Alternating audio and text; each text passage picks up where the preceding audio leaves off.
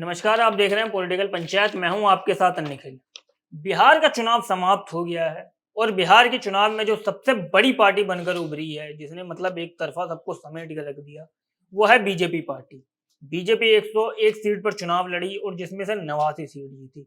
मात्र 12 सीटें बीजेपी हार गई। तो आज हम यही बात करने वाले हैं कि बीजेपी किन 12 सीटों पर आ रही, और इनके साथ ये भी कि बीजेपी 12 में से 5 किन मुस्लिमों से सीट हार गई है अपनी। कौन से वो मुस्लिम उम्मीदवार थे जिनके आगे मतलब भाजपा टिक नहीं पाई और वो सीट भाजपा हार गई। अगर हम शुरुआत करें, पहले हम उन 5 मुस्लिम के बारे में बात करते हैं जिन्होंने भाजपा को पटकनी दी है इस चुनाव में। तो सबसे पहले 22 सीट से AIMIM असदुद्दीन ओवैसी ने काफी अच्छा प्रदर्शन किया है उनकी पार्टी ने। उनके गुलाम सरतार ने 27,000 वोटों से 22 सीट पर बीजेपी को पटकनी दी। दूसरी सीट की बात करें तो 20 की सीट आरजेडी के आसिफ अहमद ने लगभग 8,000 वोटों से 8,107 वोटों से बीजेपी को वहां पर मात दी। इसके अलावा सीमांचल के किशनगंज, वहां पर भी AIMIM के उम्मीदवार कमरूल होदा ने लगभग 12,500 वोटों से बीजेपी को मात दी। अगर हम चौथी सीट की बात करें तो सीमांचल की ही कोचाधाम AIMIM की पार्टी, वहां पर एक तरीके से बहुत बड़ी मार्जिन से उन्होंने बीजेपी को पटकनी दी, लगभग 44,858, जो एक बहुत बड़ा मार्जिन होता है किसी भी विधानसभा चुनाव में। इसके अलावा अगर हम पांचवी सीट की बात करें, जो ढाका ढाका बीजेपी का गढ़ माना जाता था। गढ़ नहीं, मतलब ये जो ढाका सीट थी, इस पर भाजपा काफी लंबे टाइम से रूल करते हुए आ रही थी। पकड़ बहुत ज्यादा मजबूत मानी जाती थी इस सीट पर 2025 के चुनाव में भाजपा के लिए काफी ज्यादा अच्छा रहा, पर ढाका सीट उनकी निकल गई। ढाका से आरजेडी के फैजल रहमान मात्र 178 वोट से जीते। मात्र 178 वोट, जो बहुत कम मार्जिन है। पर जीत चाहे 1 वोट से हो या 100 वोट से हो या 1,000 वोट से हो, जीत जीत होती है। 178 वोट से वो हार गए। अगर हाँ, इसके अलावा अगर हम बाकी बात करें तो बीजेपी चनपटिया सीट हार गई। चनपटिया जो थी वो उमाकांत सिंह की सीट थी। वो काफी लंबे टाइम से विधायक रहे थे।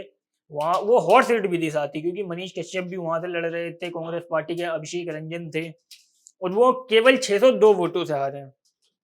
अगर इसके अलावा हम बात करें बाकी 6 सीटों की, तो फारबिसगंज, सहरसा, वारसलीगंज और रामगढ़, गोह, राघोपुर तो तेजस्वी यादव की सीट थी। वहां से सतीश यादव चुनाव लड़ रहे थे। वही सतीश यादव जिन्होंने 2010 में राबड़ी देवी को भी चुनाव हरा दिया था। शुरुआत में वो कुछ राउंड्स में आगे दिख रहे थे, पर फिर अचानक पीछे हुए और अपनी सीट हार गए। बीजेपी के लिए ये चुनाव काफी ज्यादा अच्छा रहा। बीजेपी 101 सीट पर चुनाव लड़ी, 89 जीती। लगभग उनका वोट परसेंटेज 22% था। उनसे ज्यादा आरजेडी का भले ही 23% था, पर आरजेडी जो थी वो 143 सीटों पर चुनाव लड़ी थी। ये भी बड़ी बात थी। हम अगर बीजेपी के स्ट्राइक रेट की बात करें तो बीजेपी का स्ट्राइक रेट लगभग 90 प्लस था। 101 में से 89 सीट पर भाजपा जीती। बिहार की सबसे बड़ी पार्टी बनकर उभरी। पिछले साल बीजेपी 2020 में जब चुनाव हुआ था तो बीजेपी दूसरी सबसे बड़ी पार्टी थी। 2015 में बीजेपी कुछ खास नहीं कर पाई थी, केवल 50-55 सीट जीत पाई थी। 2010 में भी भाजपा दूसरी सबसे बड़ी पार्टी बनी थी बिहार के अंदर। इस बार पर काफी ज्यादा आशंका लगाई जा रही थी कि बीजेपी की एंटी इनकम्बेंसी है, वोट चोरी का मुद्दा है, राहुल गांधी की लहर है। उन्होंने बहुत ज्यादा मुद्दा उठा रखा है। तेजस्वी यादव हर घर एक सदस्य को नौकरी दे रहे हैं। इन तमाम मतलब बड़ी चीजों में बीजेपी का किला ढह जाएगा या बीजेपी कुछ नहीं कर पाएगी। और बीजेपी की ऐसी लहर आई जिसने महागठबंधन के आज महागठबंधन के तेजस्वी यादव हों, राहुल गांधी हो या उप मुख्यमंत्री घोषित मुकेश साहनी हो, सब एक तरफा हारते चले गए और बीजेपी ने अपनी लहर बना ली। ऐसी लहर जो अब अगले 5 साल तो दिखनी है, क्योंकि इनकी सरकार ही रहनी है।